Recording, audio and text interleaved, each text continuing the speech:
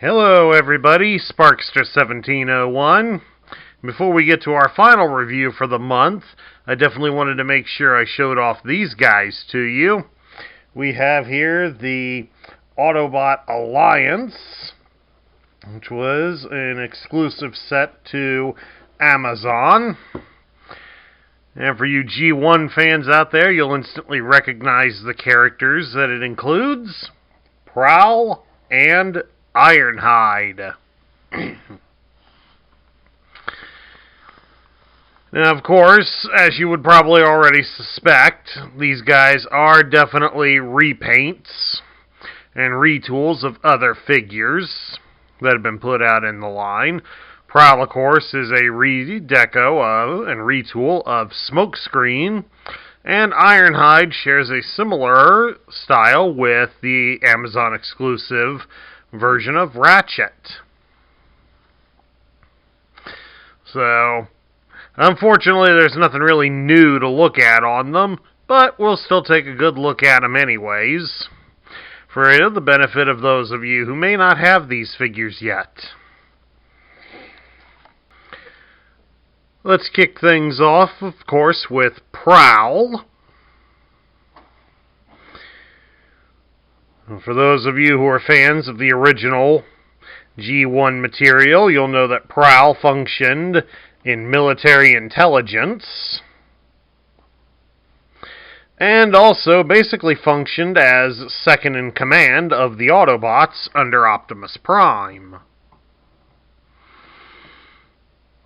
In some of the media, it seemed to be set up that Prowl believed that he would be the next one to assume the mantle of leadership from the Autobots should anything happen to Optimus. Of course, the events of the 1986 animated movie, Prowl was killed in a battle with the Decepticons, thus meaning that the mantle of leadership instead went to Hot Rod. How that works is beyond me, folks, but we'll let it slide at that. And of course, as is customary here on this channel, we'll stand him here next to his Generation 1 counterpart. And as you can see, the newer version is somewhat taller. See, is this one's fully extended? Not quite, but didn't really improve the height that much.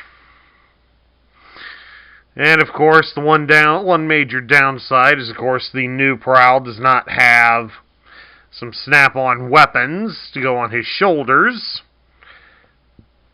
to mimic the launchers from the Generation 1 version, which is kind of a disappointment, but at any rate, it's still a nicely done figure. And you can see by a lot of the body style, it is trying to invoke a similar feel and style of the original toy.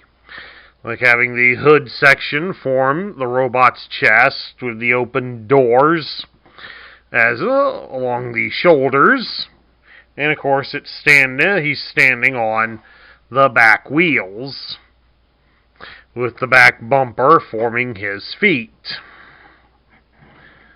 So all in all, it does look pretty good. The only other major downside is that he doesn't have near as many of the stickers, but that makes him come down to more of a generic police car when he's in his alternate mode.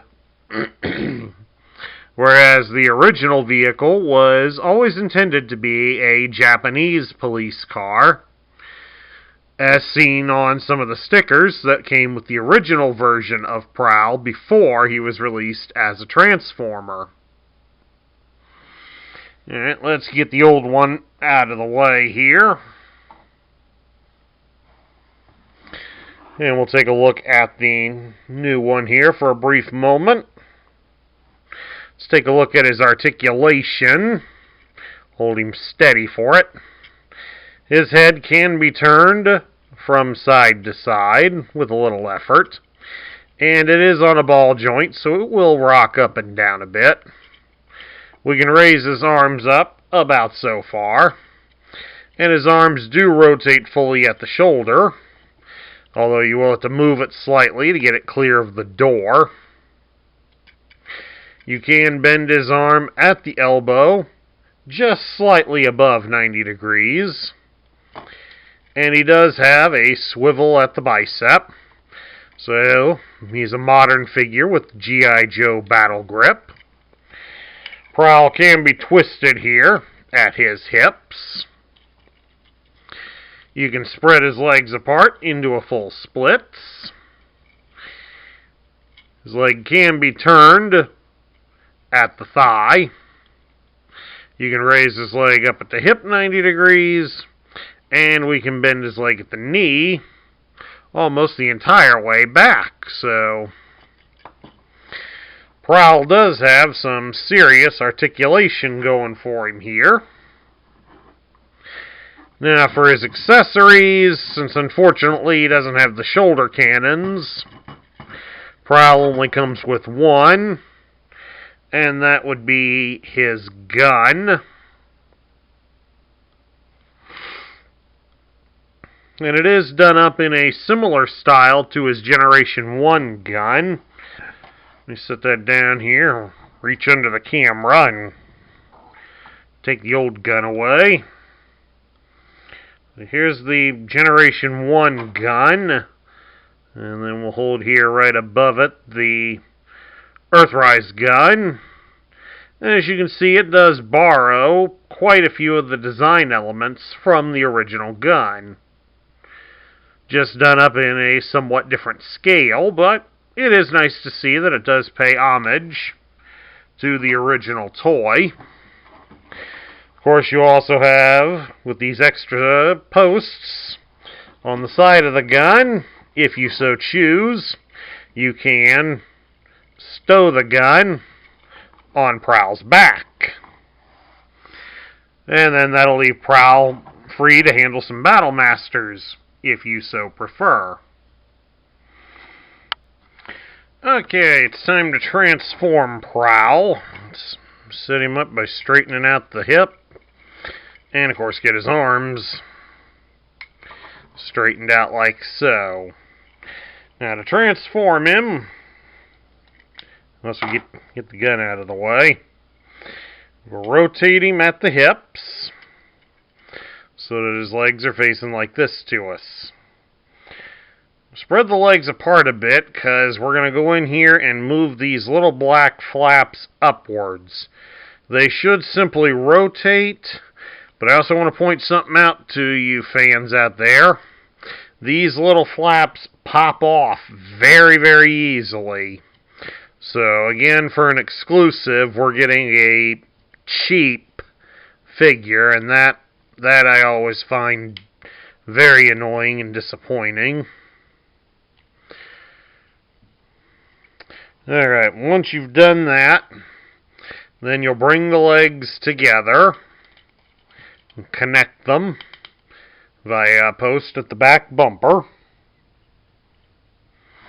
Then we're going to come up here and we raise his arms up, like so, because we're going to separate the hood from his chest and raise it all the way up like so. Down under here, there's a little piece that should fold down, and it helps form the hood of the car. So now we'll bring him down here, like so.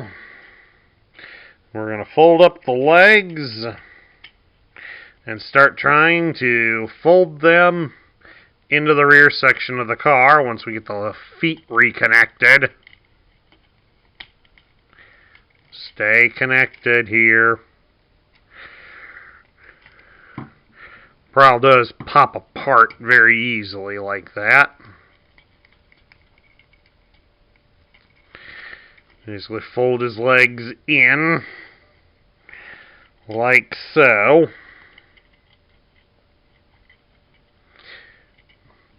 So that way we've got him in there.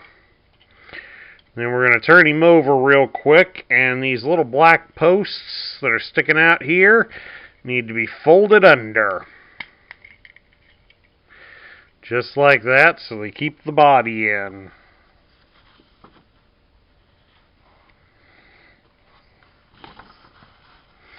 And of course, while we've got him under here, I'm going to rotate his head so it's facing the other way. We come up here to the arms, and we want to rotate things so that the wheels are pointing upwards. And then you can fold them down and under. And of course, as we're working him back here, we got to fold the legs in entirely.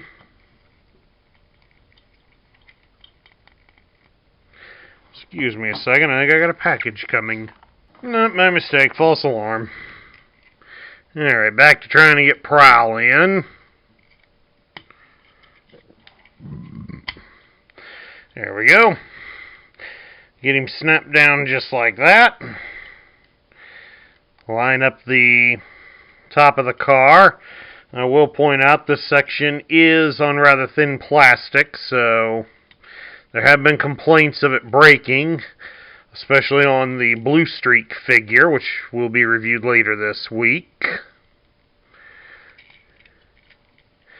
Alright, once we have that in position, we fold his arms straight down, like so, and then close the doors.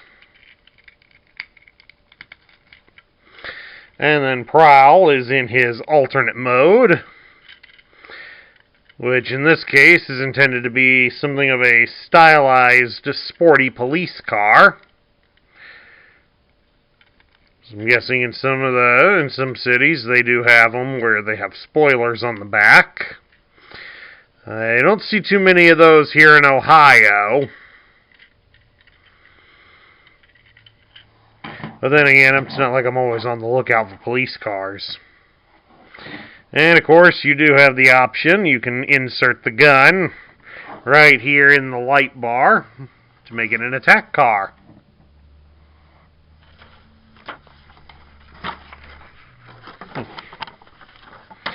And how well does he roll on these plastic wheels? He actually rolls pretty good, which is a major surprise.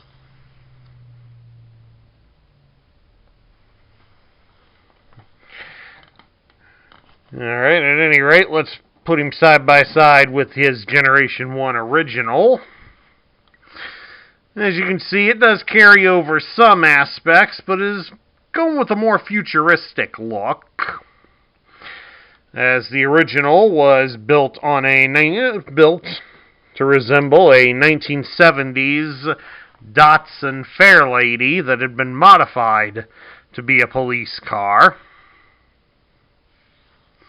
So, in a lot of ways, this works as a nice updated style for Prowl. And then now, here we have Ironhide. Of course, in the Generation 1 continuity, Ironhide functioned as the head of security for the Autobots, and was also the personal bodyguard of Optimus Prime. A lot of that boiled down to the fact that Ironhide did have some very durable skin on his body, so it allowed him to take a little more punishment than most other Transformers. But as his inner workings were of an outdated style, it also meant that whenever Ironhide would be severely injured, it would take him a lot longer to be put back together, which often left him as the butt of the joke to Sunstreaker a lot. But at any rate, let's take a look here at how Ironhide really looks compared to his Generation 1 style. And of course, everybody knows it's a radical departure from that. But of course, the Generation 1 version was based on a toy from a previous line used in Japan that involved having little tiny people to sit in various areas. So the original Ironhide was intended to be a powered mecha instead of a sentient robot. Hence why he looked considerably different in the animated series. However, the Earthrise version does correct that and gives us a version that is more accurate. But of course, we can make a platform similar to that using the top of the van here. So as you would have seen on the video of Ratchet and Lifeline, the platform here can be extended to form a missile launcher that Ironhide can wield in one hand as well, giving him some extra firepower if necessary. Or preferably, if you would rather, you can also store this on his back. Or it also unfolds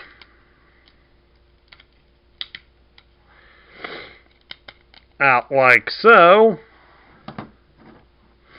And then you would just simply mount Ironhide's gun right here in front.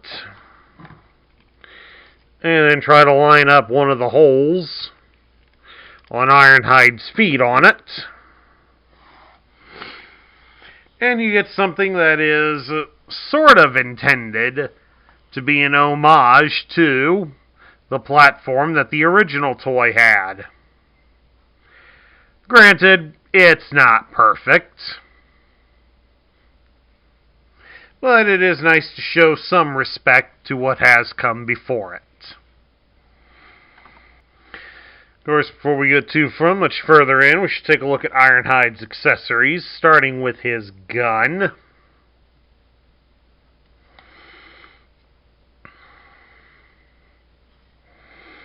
There isn't really much to show with his gun here.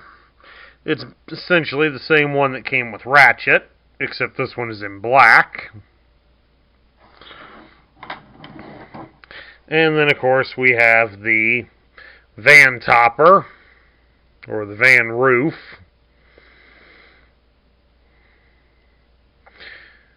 And, of course, since we're going to transform Ironhide in a moment, we'll show you how to get this ready. Would start by sliding this post back so it retracts the missile launcher. And essentially, we keep the windows out like this so it'll make it easier to mount. The gun, however, can be stored inside on a little post right here in the center. So if you do buy this toy loose on the secondary market, make sure you check that for the gun. Gun's a little difficult to place in because you gotta line it up just right. And they really don't give you a whole lot of room to work with. There we go.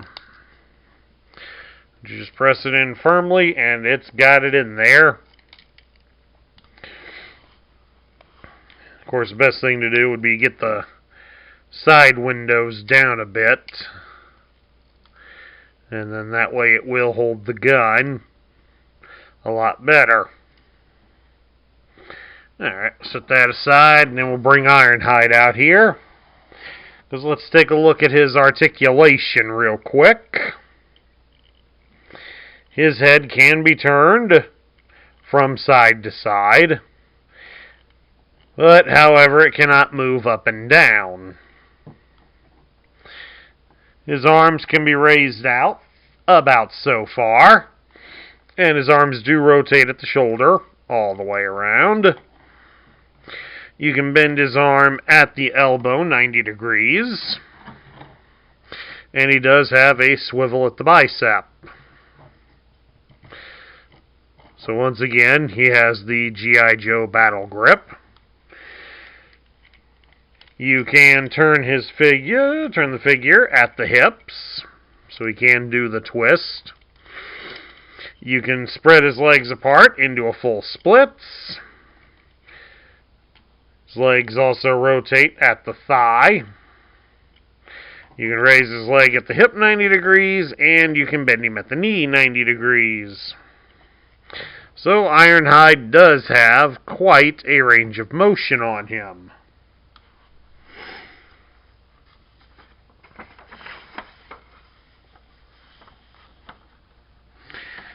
So now to transform Ironhide, we start by lowering the windscreen on his chest so that we can fold his head inside.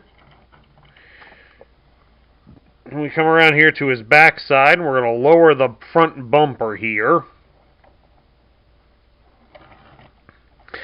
Then we raise his arms up like so, and then we rotate them forwards here at the shoulder so that these pieces that have the holes in them are facing you. And then we will bring them up and connect them together at the forearm. Like that. Then next we're going to pop his body upwards a bit so that the whole upper section is loose like this, so that we can rotate it around like that. And then of course press it back down firmly so it doesn't wiggle on you. And we'll fold up the front bumper. Just exactly like that.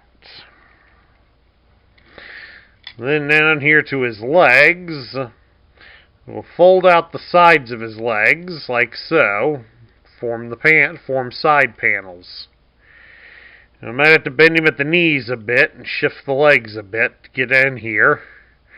But you're going to want to open these panels up here on his legs as you connect them together. And then we'll shift the body so the arms will rest inside his legs. And then we will bring up the leg covers, and they should snap together. But of course, we may have to adjust the angle a bit, because there's a notch right in here, right about there, just above the wrist, and it should line up with a post on the side panels. If they do line up perfectly, then everything will snap into place. Just like that. Then, of course, we bring the side panels up, and we will snap them into place. And then, of course, we get the roof.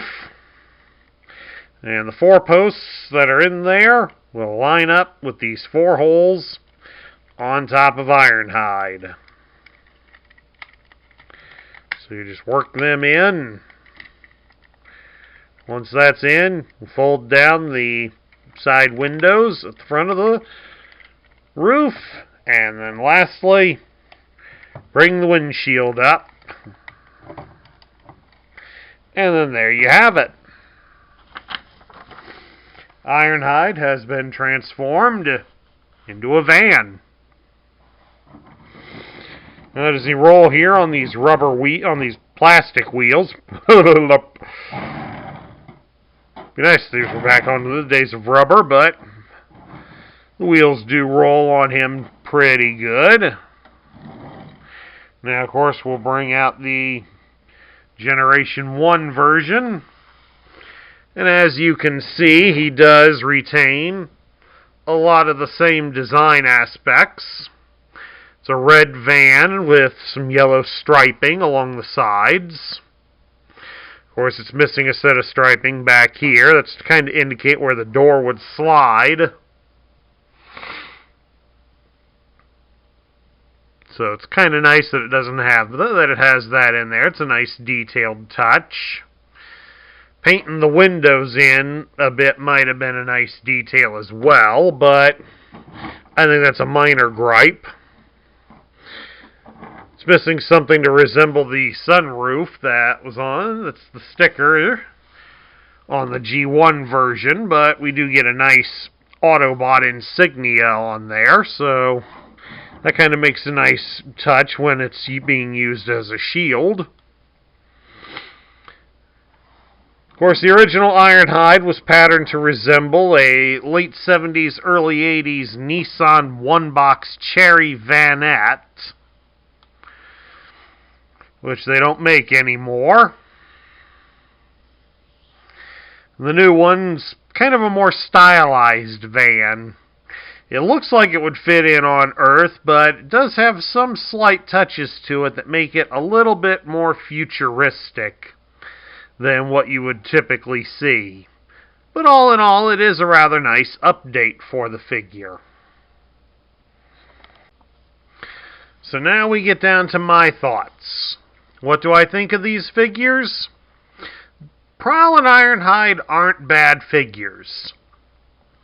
The bad part that comes with them is the fact that since they were exclusive to an online retailer during a pandemic crisis, they're extremely difficult to find now.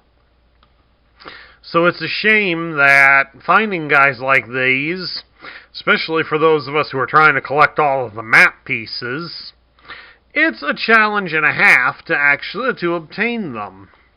And that's the biggest disappointment to have with these guys. Well, there are a few others. I mean, it would have been nice if Prowl had something to be connected to his shoulders to resemble the missile launchers that the original toy had. And as I stated with Ratchet the other week, it's obvious that both he and Ironhide are just retools of their Siege versions, but redone up so that they'll take the hardtop instead of being open-topped vans like they were on the Siege toys. So, again, those are somewhat minor gripes overall in general. I'm sure somebody will do some custom pieces for Prowl if you want to have one that looks more accurate to the G1 era. Ironhide, he isn't bad either in the way that he looks. The battle platform isn't the greatest, I'll give it that, but again, it's nice to see it do it as an homage to the original. So yeah, if you are a major Transformers fan, and obviously you must be because you're here on this channel with me, these guys are worth seeking out, but I would definitely say watch how much you pay for them, because I really don't want to see any of you get overcharged for these guys, because, let's face it, it isn't worth paying double or triple the price for these guys just to have them in your collection. But if you can find them at a reasonable price, I say go ahead and grab them, because they are pretty good, and aside from the minor gripes that I've had with them, they really are worth having. At any rate, that concludes my review of the Autobot Alliance of Prowl and Ironhide. I hope you all enjoyed it. If you liked the video, please leave me a thumbs up here on YouTube. If you're new to my channel, please hit that subscribe button and join our ranks. Make sure to ring that bell so you'll be notified when we post new content, because we do have months where content is all over the board here, instead of on our usual Friday nights. We also ask that you share this video with your friends and fellow collectors to help this channel grow. And also share your thoughts about Prowl and Ironhide in the comments down below.